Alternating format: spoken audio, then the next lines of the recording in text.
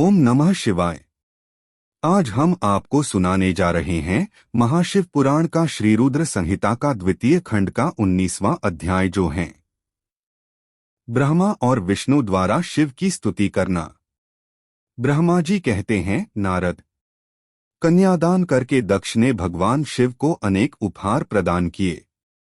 उन्होंने सभी ब्राह्मणों को भी दान दक्षिणा दी। तत्पश्चात भगवान विष्णु अपनी पत्नी लक्ष्मी जी सहित भगवान शिव के समक्ष हाथ जोड़कर खड़े हो उनकी आराधना करने लगे। वे बोले, हे दयासागर महादेव जी, आप संपूर्ण जगत के पिता हैं और देवी सती सबकी माता हैं। भगवान, आप दोनों ही अपने भक्तों की रक्षा के लिए और दुष्टों का नाश करने के लिए अनेक अवतार धारण करते हैं। इस प्रकार उन्होंने शिवसती की बहुत स्तुति की। नारद, मैं उनके पास आकर विधि के अनुसार फेरे कराने लगा। ब्राह्मणों की आज्ञा और मेरे सहयोग से सती और भगवान शिव ने विधिपूर्वक अग्नि के फेरे लिए। उस समय वहां बहुत अद्भुत उत्सव किया जा रहा था। वहां विभिन्न प्रकार के बाजे और शहनाइयां बज रही थीं।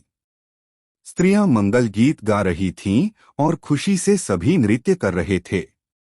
तत्पश्चात भगवान विष्णु बोले, सदाशिव, आप संपूर्ण प्रकृति के रचिता हैं। आपका स्वरूप ज्योतिर्मय है। ब्रह्मा जी, मैं और रुद्रदेव आपके ही रूप हैं। हम सभी सृष्टि की रचना, पालन और सहार करते हैं। हे प्रभु, हम सब आपका ही अंश हैं। प्रभु, आप आकाश के समान सर्वव्यापी और ज्योतिर्मय हैं। जिस प्रकार हाथ, कान, नाक, मुंह, सिर आदि शरीर के विभिन्न रूप हैं, उसी प्रकार हम सब भी आपके शरीर के ही अंग हैं। आप निर्गुण निराकार हैं। समस्त दिशाएं आपकी मंगल कथा कहती हैं। सभी देवी देवता और ऋषिमुनि आपके ही चरणों की वंदना करते हैं।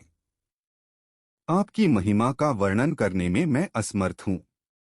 भगवान, यदि हम सबसे कुछ गलती हो गई हो तो कृपया उसे क्षमा करें और प्रसन्न हो।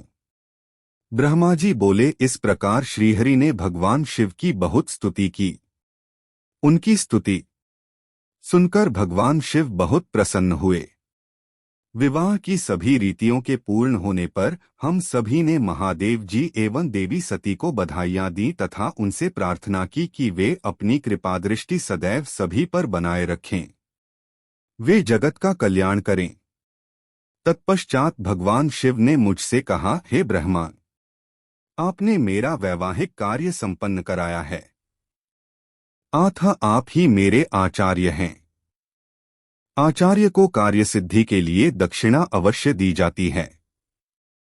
इसलिए आप मुझे बताइए कि मैं दक्षिणा में आपको क्या दूं? महाभाग, आप जो भी मांगेंगे मैं उसे अवश्य ही दूंगा।